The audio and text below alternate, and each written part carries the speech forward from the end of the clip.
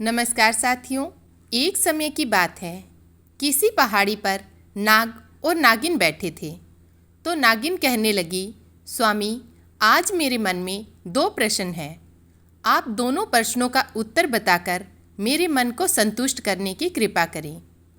नाग कहता है, हे प्रिय, ठीक है, तुम अपने दोनों प्रश्न मुझे बताओ। मैं तुम्हें तुम्हारे दोनों प्रश्नों के उत्तर देकर तुम्हें संतुष्ट करने का पूरा प्रयास करूँगा।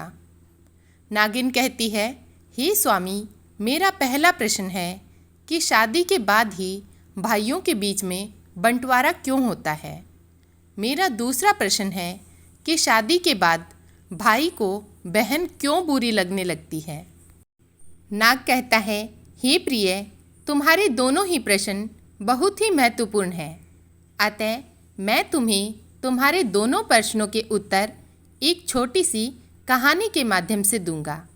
इसलिए मैं जब तक कहानी सुनाऊं, तुम कहानी को पूरा और मन से सुनना, क्योंकि आधी अधूरी कहानी सुनने से हमेशा आधा अधूरा ही ज्ञान प्राप्त होता है, जो जीवन में कभी काम नहीं आता।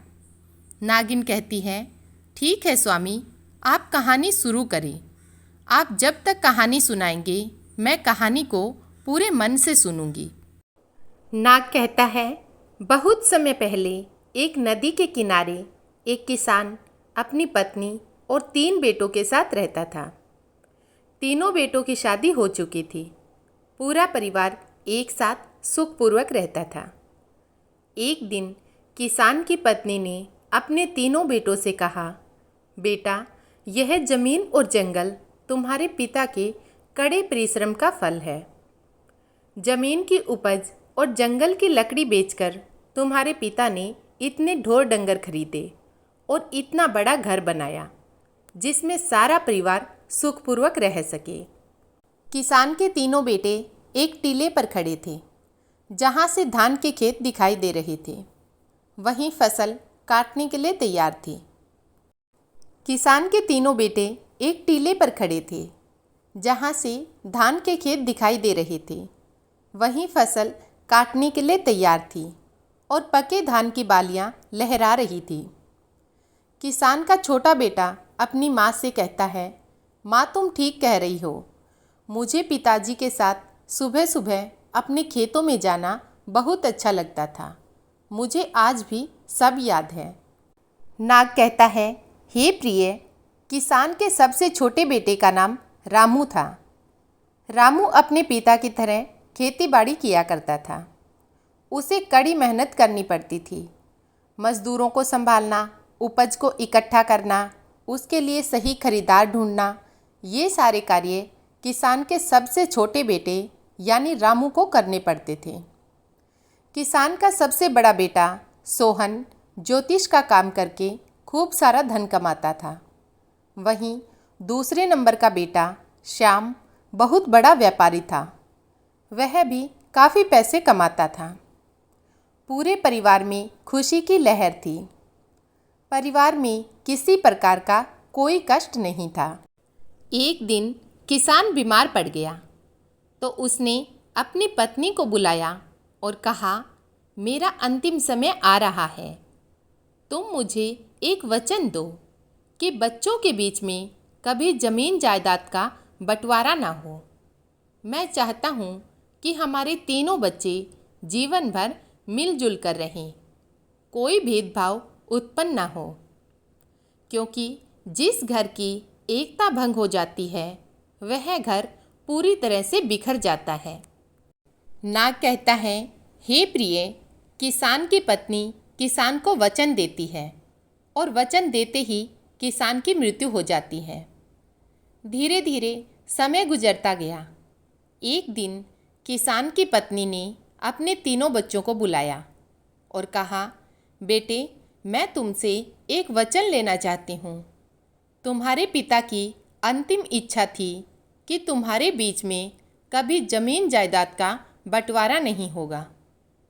तुम तीनों भाई और तीनों बहुएं हमेशा घर में मिलजुल कर जीवन यापन करोगे, क्योंकि जिस घर की एकता टूट जाती है, वह घर कभी उन्नत नहीं कर पाता। किसान की पत्नी की बात सुनकर तीनों बेटे कहने लगे, ठीक है माँ, आप जैसा चाहती हो, पिताजी की जैसी इच्छा थी हम वैसा ही करेंगे। किसान का सबसे बड़ा बेटा, जिसका नाम सोहन था, वह ज्योतिष में बहुत ज़्यादा निपुण था।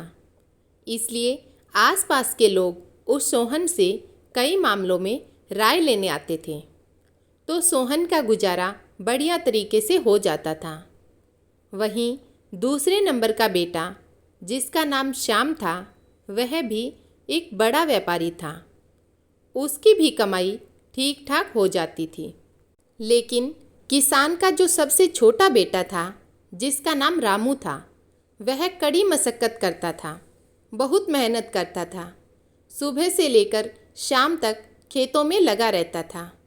फिर भी वह उतनी कमाई नहीं कर पाता था जितनी कमाई दोनों बड़े भाई करते थे। धीरे धीरे समय गुजरता गया।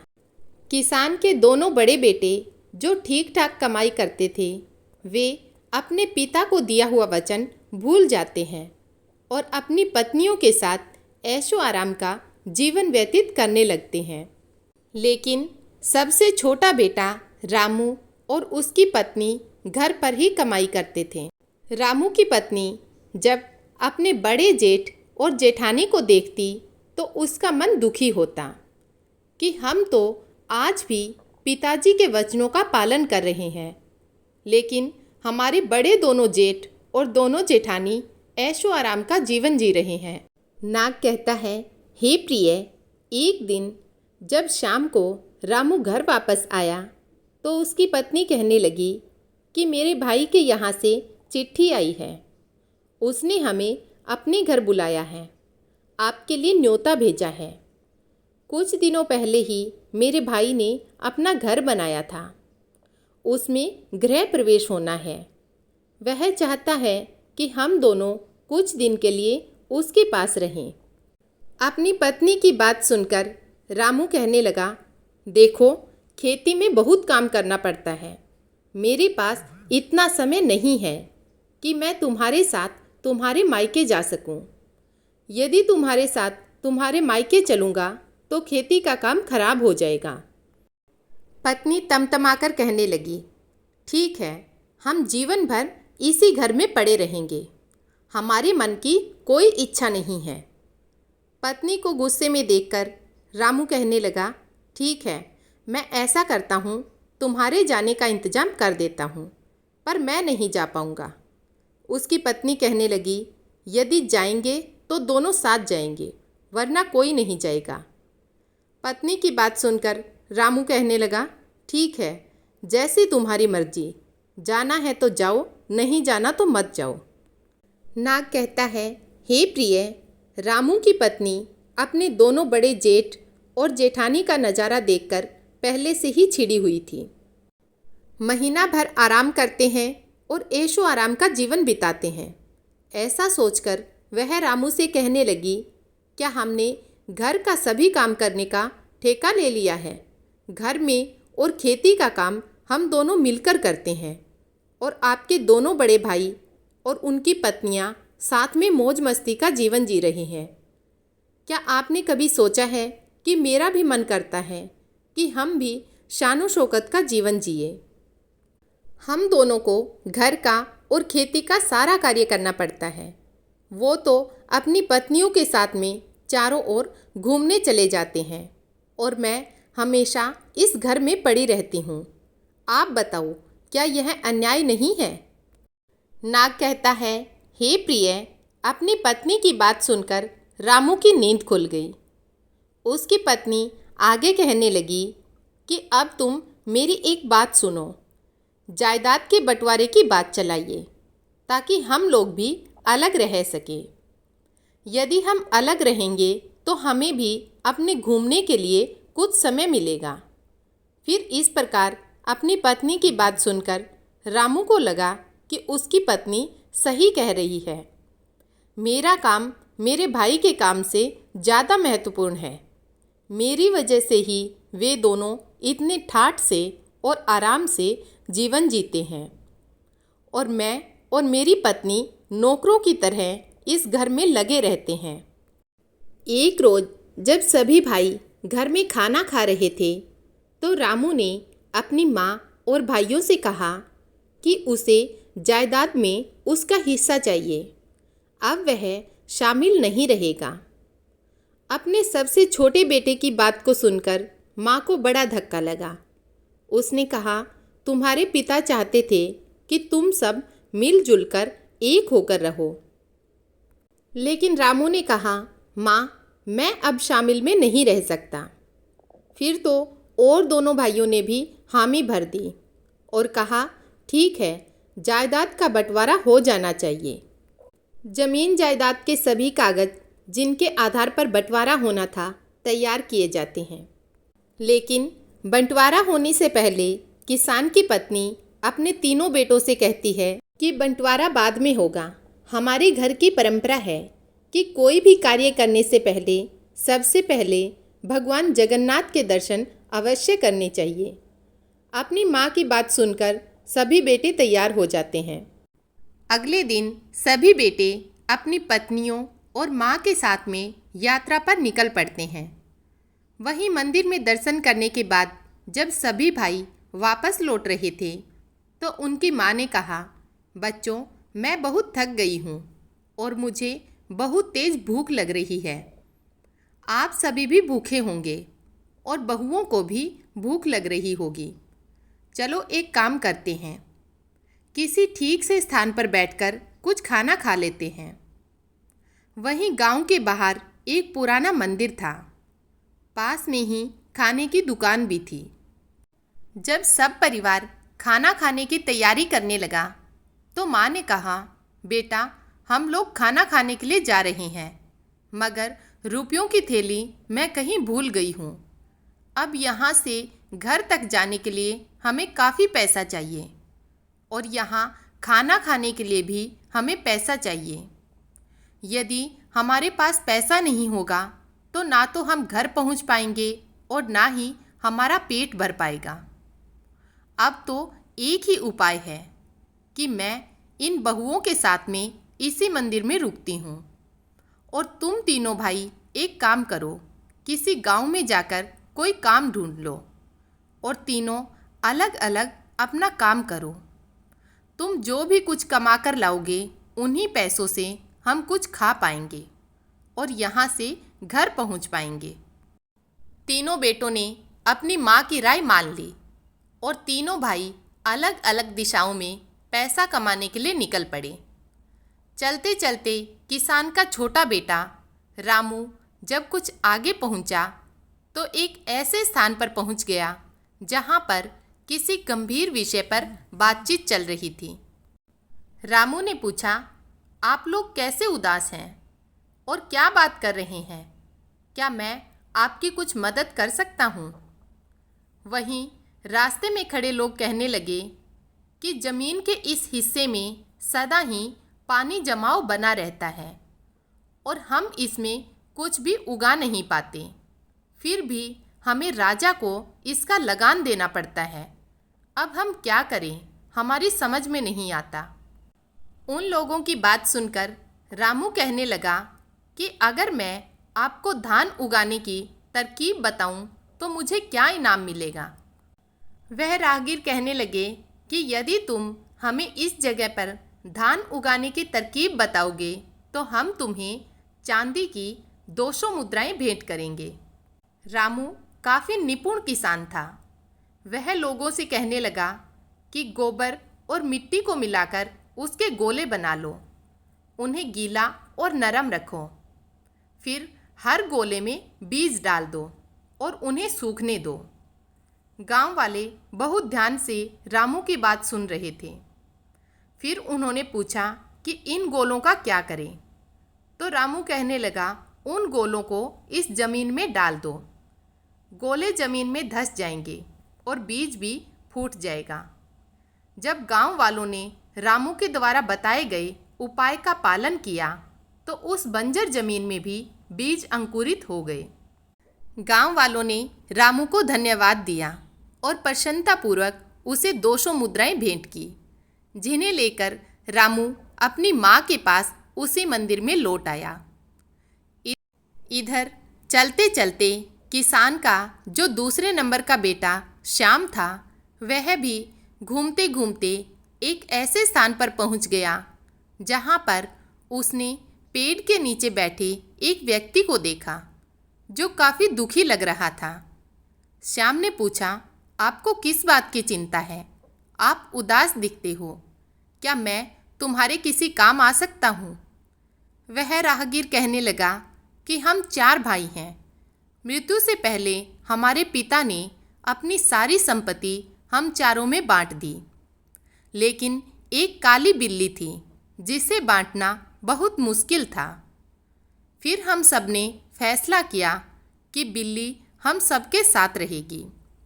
वहीं चारों भाइयों ने उस बिल्ली की एक एक टांग को बांट लिया।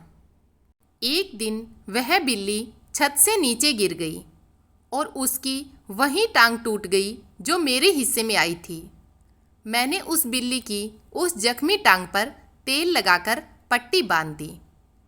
उस बिल्ली को आँच अच्छी लगती थी, इसलिए वह चूल्हे के पास जाकर सो गई। जैसे ही बिल्ली सो गई, वैसे ही चूल्हे से एक चिंगारी निकलकर उस तेल लगे हुए कपड़े के ऊपर गिर गई और उसने आग पकड़ ली। जब बिल्ली वहाँ से भागी तो आसपास के घरों में आग लग गई और सब कुछ झुलसकर राख हो गया। वहीं पड़ोसियों ने सारा दोष मेरे सर पर मढ़ दिया कि बिल्ली की जिस टांग से आग लगी थी, वह टांग मेरे हिस्से में थी।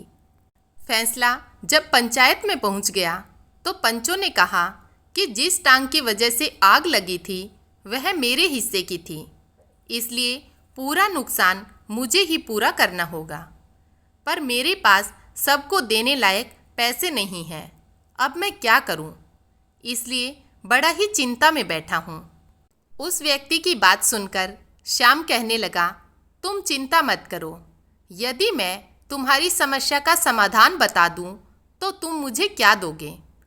वह राहगीर कहने लगा, यदि तुम मेरी समस्या का समाधान बता दोगे तो मैं तुम्हें सोने के 400 सिक्के दूंगा।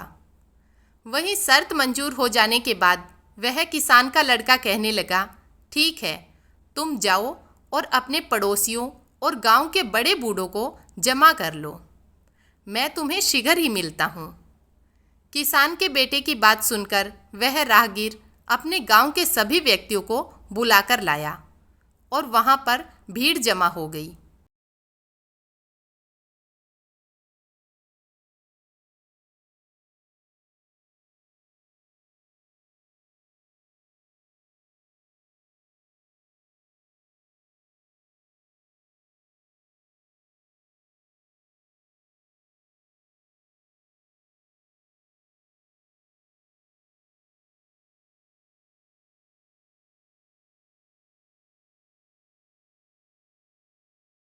सबकी बात सुनने के बाद किसान का बेटा श्याम कहने लगा कि यह सच है कि सारा नुकसान बिल्ली ने किया है। यह भी सच है कि जो टांग इसके हिस्से में थी, वह टांग जख्मी थी और उस पर तेल की पट्टी बंधी हुई थी। यह भी सच है जो आप सब जानते हैं कि बिल्ली के भागने की वजह से ही सब घरों में आग लगी थी। मगर एक बात आप सभी ने नहीं सोची कि बिल्ली कभी भी अपनी जख्मी टांग से नहीं भाग सकती। जो बिल्ली की टांग टूट चुकी थी, वह तो किसी काम की नहीं थी। बिल्ली केवल अपनी सही तीनों टांगों से भागी थी, जिसकी वजह से चारों ओर आग लग गई। अब आप ही बताओ कि बिल्ली की टूटी हुई टांग का दोष है या जो टांगें सही थी उनका दोष है? श्याम की बुद्धि ने सब गांव वालों को अचंभे में डाल दिया और सभी ने हामी में अपना सिर हिलाया। वहीं फैसला हुआ कि तीनों टांगे जो सही थी उनके मालिक ही हर्जाना भरेंगे। फिर तो जख्मी टांग का मालिक बहुत ही खुश हुआ और वादे के मुताबिक उसने श्याम को सोने की 400 मुद्राएं भेंट की।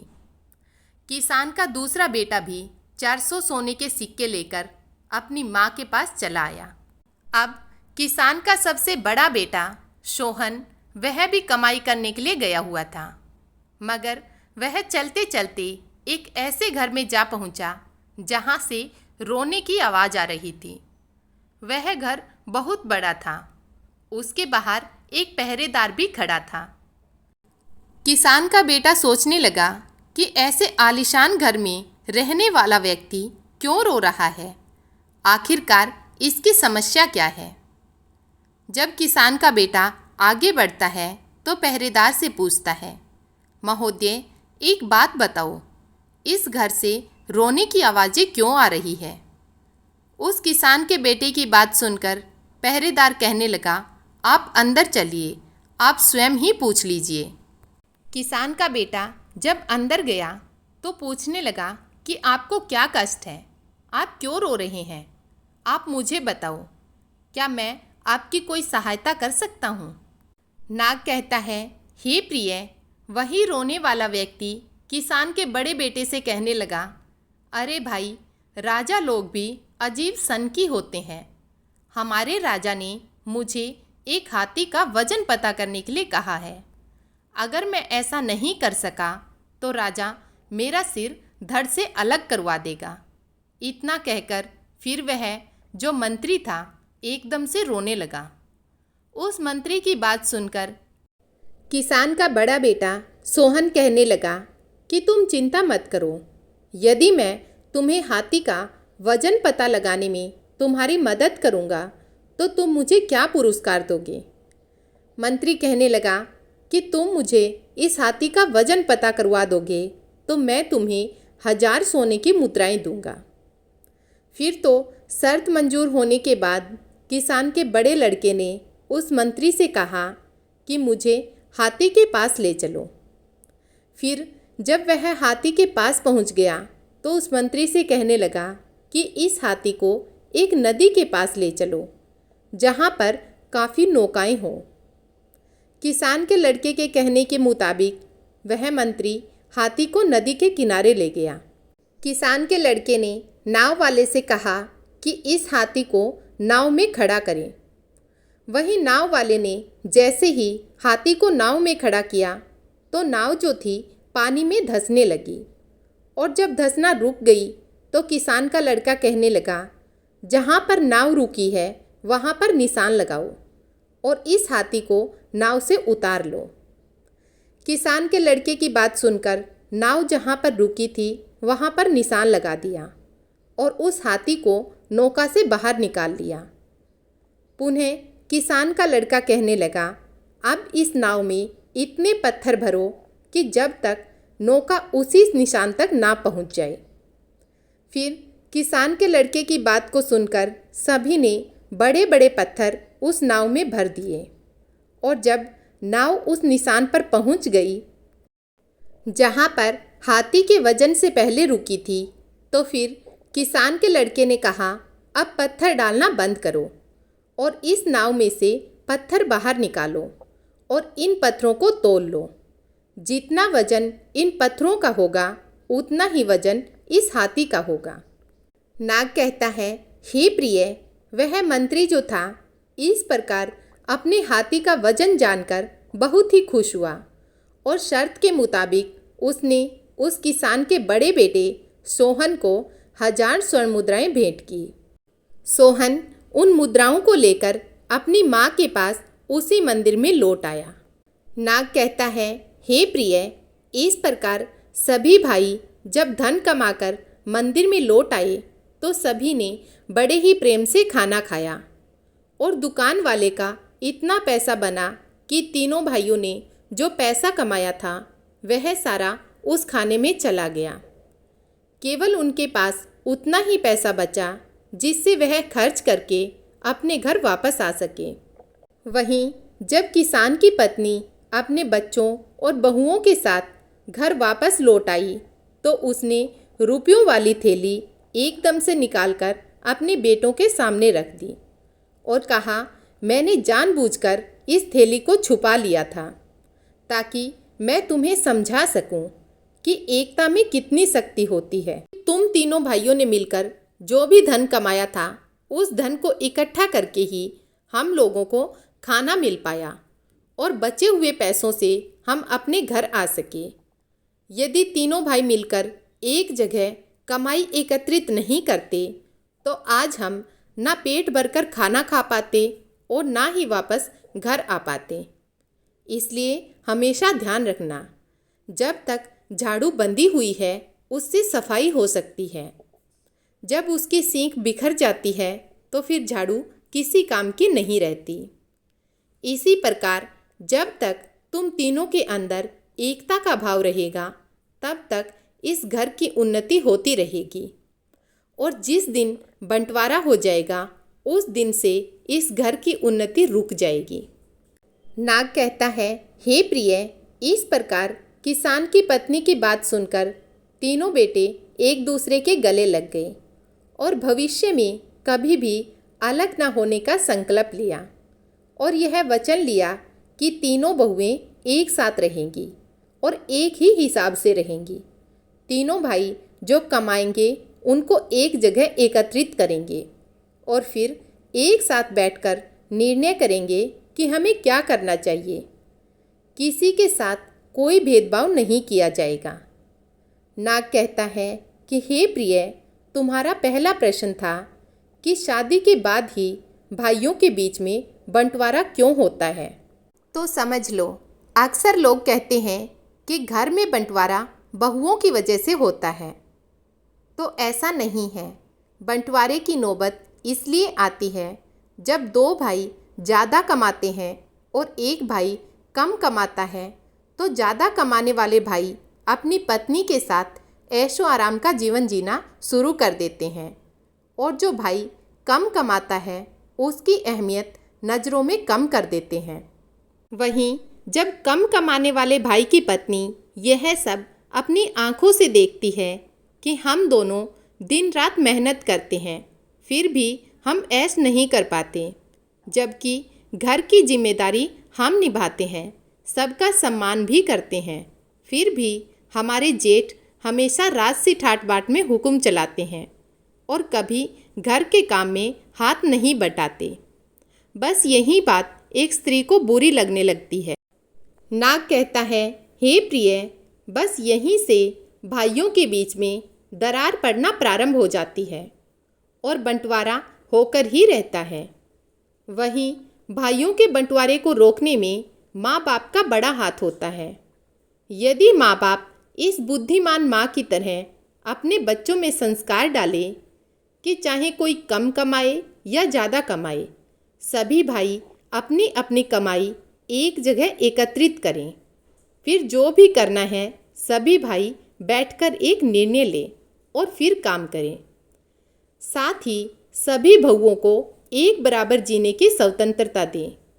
यदि घर में ऐसा होगा तो इस बुद्धिमान माँ के बच्चों की तरह घर में कभी भी बंटवारा नहीं होगा।